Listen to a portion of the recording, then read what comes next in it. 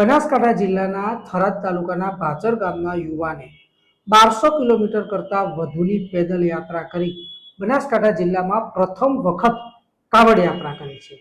આ કાવડ યાત્રા આજે ધાનેરા આવી પહોંચી છે, ત્યારે રાજકીય અગ્રણીઓ સહિત ધાનેરાના લોકોએ પણ કાવડ યાત્રાનું સ્વાગત કર્યું છે અને યુવાનને પુષ્પમાળાઓ પણ પહેરાવી છે। ત્યારે શું છે કાવડ યાત્રા, કાવડ યાત્રાનો મહિમા શું છે, કાવડ યાત્રાનો પાયો કોણે નાખ્યો, તો કાવડ યાત્રા કેમ કરવામાં આવે છે તેની વિગતે વાત કરીએ।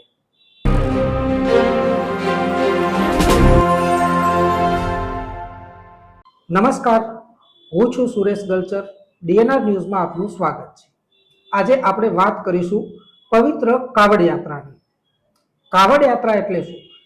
કાવડ યાત્રા એટલે પવિત્ર ગંગા મૈયાનું જળ લઈ ભગવાન શિવના શિવલિંગ પર અર્પણ કરવા તેમજ કાવડમાં જળ લઈ પેદલ યાત્રા કરવી તેને કાવડ યાત્રા કહેવામાં આવે છે। કાવડ યાત્રાનો મહિમા શું છે તેની વિગતે વાત કરીએ।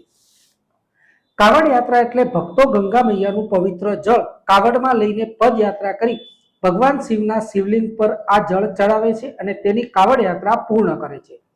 કાવડ યાત્રા એક કઠિન તપ છે તેવું કહીએ તો પણ તે વાતને નકારી શકાતી નથી। કાવડ યાત્રાની શરૂઆત કોણે કરી અને પ્રથમ કાવડ યાત્રા કોણે કરી તેની વાત કરવા જઈએ તો ભગવાન પરશુરામે પણ ઉત્તર પ્રદેશના બાગપત જિલ્લા નજીક આવેલા મહાદેવના મંદિરમાં જળ ચડાવવા માટે ગંગા મૈયાનું પાણી લાવ્યા હતા।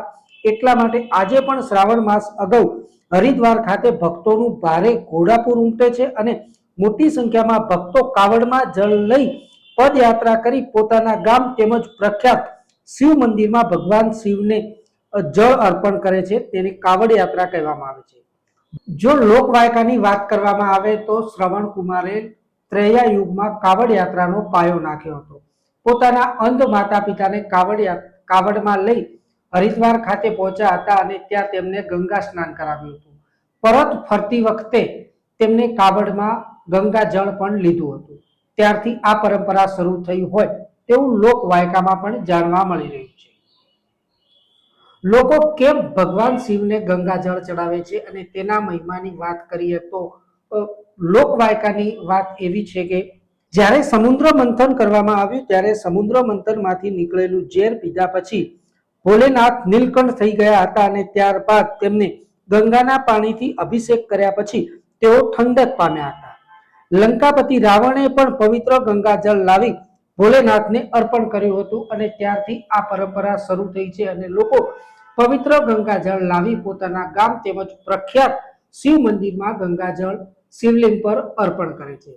ત્યારે બનાસકાંઠા જિલ્લાના થરાદ તાલુકાના ભાચર ગામના હરેશભાઈ ચૌધરીએ પણ 44 દિવસ કરતા વધુની પદયાત્રા કરી ખભા પર 25 લીટર જેટલું જળ લઈ પદયાત્રા કરી છે। આ પદયાત્રા આજે ધાનેરા ખાતે આવી પહોંચી છે, જ્યાં લોકોની ભારે ભીડ જોવા મળી હતી અને લોકોએ ખૂબ જ ઉત્સાહ સાથે કાવડિયા હરેશભાઈ ચૌધરીનું સ્વાગત પણ કર્યું હતું। બનાસકાંઠાના પૂર્વ સાંસદ પરબતભાઈ ચૌધરી પણ આ યુવાનની મુલાકાતે આવ્યા હતા અને તેને અભિનંદન આપ્યા હતા। તો બીજી તરફ સાંસદ પરબતભાઈ ચૌધરીએ પણ થોડા સમય સુધી કાવડ યાત્રા સાથે પદયાત્રા કરી હતી અને તેમની સાથે પણ મોટી સંખ્યામાં લોકો જોડાયા હતા। યુવાન સાથે વાત કરી તો યુવાન છેલ્લા 44 દિવસથી ચાલી રહ્યો છે અને હવે ગણતરીના દિવસોમાં જ તે પોતાના ગામ ભાચર ખાતે પહોંચશે અને શ્રાવણ મહિનાના પ્રથમ દિવસે જ પોતાના ગામમાં આવેલા ભગવાન શિવના મંદિરે તે જળ ચડાવી ધન્યતા અનુભવશે અને તેની કાવડ યાત્રા પૂર્ણ કરશે। હિન્દુ ધર્મમાં પવિત્ર ગણાતા શ્રાવણ માસ આડે હવે માત્ર ગણતરીના જ દિવસો બાકી રહ્યા છે, ત્યારે ભક્તો પણ ભક્તિના રંગે રંગાયા હોય તેવા દ્રશ્યો સામે આવી રહ્યા છે।